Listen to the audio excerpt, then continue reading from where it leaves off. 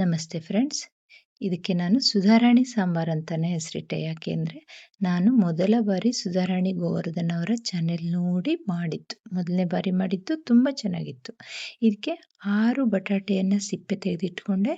ಆಮೇಲೆ 2 ಈರುಳ್ಳಿ ಸಣ್ಣದು, 1 ದೊಡ್ಡ ಈರುಳ್ಳಿಯನ್ನು ತೆಗೆದುಕೊಂಡು ಸಣ್ಣ ಈರುಳ್ಳಿಯನ್ನು ಸ್ಲೈಸ್ ಮಾಡಿಕೊಂಡೆ, ದೊಡ್ಡ ಈರುಳ್ಳಿಯನ್ನು ಸಣ್ಣದಾಗಿ ಹೆಚ್ಚಿಟ್ಕೊಂಡೆ. ನಂತರ ಬಟಾಟೆಯನ್ನು ಹೆಚ್ಚಿ ಅದನ್ನು ನೀರಿನಲ್ಲಿ ಹಾಕಿಟ್ಟೆ. ಆಮೇಲೆ ಸಾಂಬಾರ್ ಹುರಿಯಲು 1 ಚಮಚ ಎಣ್ಣೆಯನ್ನು ಹಾಕಿದೆ.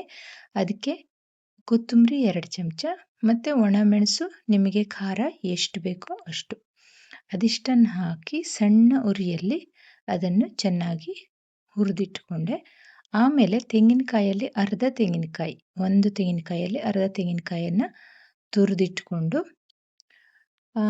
ಆಮೇಲೆ ಈ ಸಾಂಬಾರು ಆರಿದ ಮೇಲೆ ಅದಕ್ಕೆ ಅರಿಶಿನ ಮತ್ತು ಹುಣಸೆಹಣ್ಣು, ಇದನ್ನು ತೆಂಗಿನಕಾಯಿ ಜೊತೆ ಈ ಸಾಂಬಾರು, ಅರಿಶಿನ, ಹುಣಸೆಹಣ್ಣು ಇವಿಷ್ಟನ್ನು ಹಾಕಿ ನುಣ್ಣಗೆ ರುಬ್ಬಿಕೊಂಡೆ. ಇದರ ಮೊದಲು ನಾನು ಬಟಾಟೆ ಮತ್ತು ಈರುಳ್ಳಿಯನ್ನು ಬೇಯಿಸ್ಲಿಕ್ಕೆ ಇಟ್ಕೊಂಡಿದ್ದೆ. ಅದು ಬಟಾಟೆ ಮೊದಲು ಸ್ವಲ್ಪ ಬೆಂದ ತಕ್ಷಣ ಈರುಳ್ಳಿಯನ್ನು ಹಾಕಿದರೂ ಅಡ್ಡಿಲ್ಲ, ಅಥವಾ ಎರಡನ್ನು ಒಂದೇ ಬಾರಿ ಹಾಕಿ ಬೇಯಿಸಲೂಬಹುದು. ರುಚಿಗೆ ಎಷ್ಟು ಬೇಕು ಅಷ್ಟು ಉಪ್ಪನ್ನು ಹಾಕಿ 1 ಹಸಿ ಮೆಣಸನ್ನು ಉದ್ದಕ್ಕೆ ಸಿಗಿದು ಹಾಕಿದೆ. ಅದಕ್ಕೆ ರುಬ್ಬಿದ ಸಾಂಬಾರನ್ನು ಹಾಕಿ ಅದನ್ನು ಚೆನ್ನಾಗಿ ಕುದಿಸಿ, ನಂತರ ಈ ನಾವೇನು ಸ್ಲೈಸ್ ಮಾಡಿ ಇಟ್ಕೊಂಡಿದ್ವಲ್ಲ ಆ ಈರುಳ್ಳಿಯನ್ನು 1 ಚಮಚ ಎಣ್ಣೆ ಹಾಕಿ ಕೆಂಪಗೆ ಹುರಿದು, ಅದನ್ನು ಒಂದು ಮೀಡಿಯಂ ಉರಿಯಲ್ಲಿ ಕೆಂಪಗೆ ಹುರಿದು ಸಾಂಬಾರಕ್ಕೆ ಮೇಲಿನಿಂದ ಒಗ್ಗರಣೆ ಥರ ಹಾಕೋದು.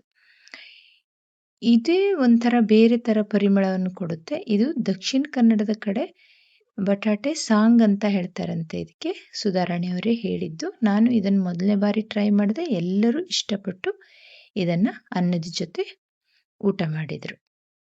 ಇದನ್ನು ನೀವು ಒಮ್ಮೆ ಟ್ರೈ ಮಾಡಿ, ಹಾಗಾಗಿ ನಿಮ್ಮ ಜೊತೆ ಇದನ್ನು ಹಂಚಿಕೊಂಡೆ. ಚೆನ್ನಾಗಿತ್ತು. ಹಾಗೆ ಇದು ತುಂಬ ಸಿಂಪಲ್ ಮಾಡೋದು ಕೂಡ, ಹಾಗಾಗಿ ಯಾರೂ ಕೂಡ ಇದನ್ನು ಮಾಡಬಹುದು. ವೀಕ್ಷಕರೇ, ಇದು ನಿಮಗೆ ಇಷ್ಟ ಆದರೆ ಒಂದು ಲೈಕ್ ಮಾಡಿ, ಹಾಗೆ ಬೇರೆಯವರಿಗೆ ಶೇರ್ ಮಾಡಿ, ನನ್ನ ಚಾನೆಲ್ ಸಬ್ಸ್ಕ್ರೈಬ್ ಆಗಿ ಪ್ರೋತ್ಸಾಹ ನೀಡಿ. Thank you.